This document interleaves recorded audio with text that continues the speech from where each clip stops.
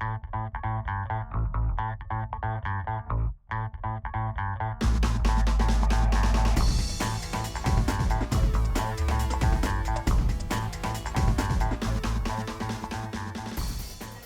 so we're gonna hop on to the next part.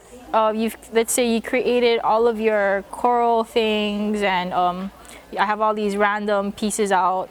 I told you can mix acrylic paint into your air dry clay. So I also have some already colored. They look kind of pastel colored here. So whatever you want to do, if you like to paint a lot, you can always have totally white and paint it after. So next step, we're gonna actually put it together, and you can find these wooden.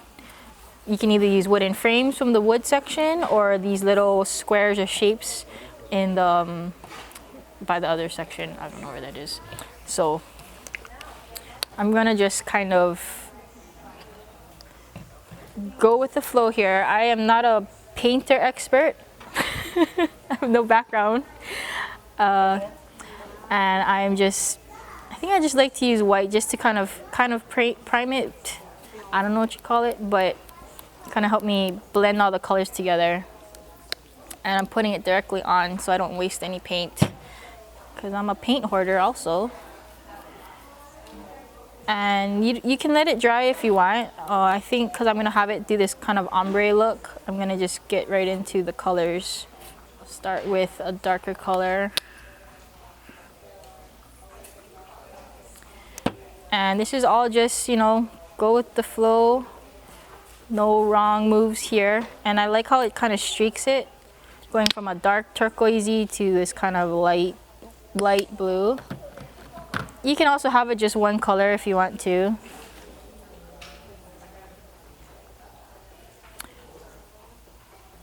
And using that paint, I'm just gonna mix it in there. And I kind of like the streaks. I'm going for organic. So as that dries, I'm gonna start painting. The one that we just made is still wet, so if you start painting it, it could kind of misshape it a little bit. So that's totally fine. I also have pre-made ones that's already dried, so I'm gonna show you how I color these. So I'm first gonna color the coral part.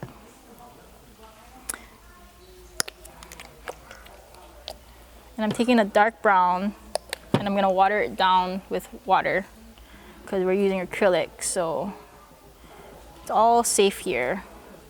And I'm watering it down a lot so I get into all the cracks. And you can be very, very messy with it. This is to give it that depth of the rocks and the sand. And I like how you can see all the texture through it. So we're gonna kind of layer these colors. You can use gold or you can use like a lighter brown. I don't think I have a lighter brown. And I'm going to just kind of coat the top. So I'm not trying to get into all the cracks anymore. I'm kind of just layering it on top and letting the dark parts show through. And then if you want to add more, oops. If you want to add more dark in later, you can always go back after it dries a little bit. So actually I'm going to do that. Give it a little bit more organic rock / sand. And we'll let that dry. Alright, so now you can either have pre-colored seaweed or you can color it. So I'm just going to be using the green that I had before. And you can either water it down or you can put it straight. And I'm going to just quickly color it because they're so easy to color when they're dry. The thing about coral that's really cool is that they're all different colors in the under the sea, so you can have all the colors of the rainbow on your art. So I'm taking a darker blue and putting it on the rim, the edges here, so you can make out those edges, and then you just kind of blend it into the purple. So it kind of has like a little bit of a gradient over there. Let's see, I like how this part is more on this left edge here. So I'm kind of gonna put this on here. So let's say you have like a wooden frame. This would be perfect to go on the outer edge. You can have like coral going around, like maybe on the bottom corner here and then on the top corner. But for now, we're just gonna show it on this wooden plank thing. And then you can have like another thing going on here. So we made a little starfish. I think we made this one.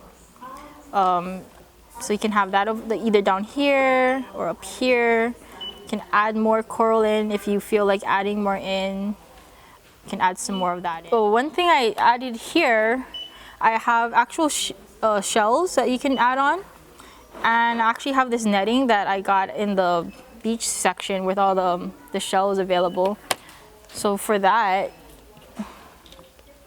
it comes with a whole set of netting, and then I kind of just laid it on the side here like that, and then I would just kind of cut how much part I want.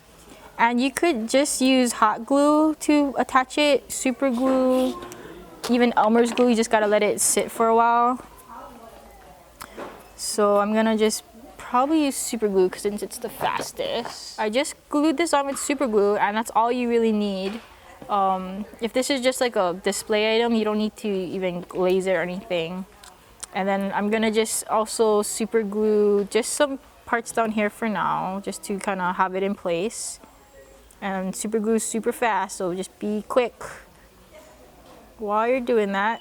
And then you can always go back and glue other parts down, or you could have it free floating. So you can totally leave it like this. You could also add whatever bigger pieces you have. So, you know, if you painted the octopus, you can have that there. I'm gonna just add this little starfish over here. And I'm gonna call that my little like wall display. So if you want to get fancy smancy, you can, I think I painted some bubbles. I did the sunrise shell, as I said. I added some regular shells here to add along to my handmade ones. And you can make your own, you know, whatever you want to make. A wooden frame, a piece of wall artwork, or a light switch, up to you. And all air dry clay and acrylic paint. Everything found at Ben Franklin.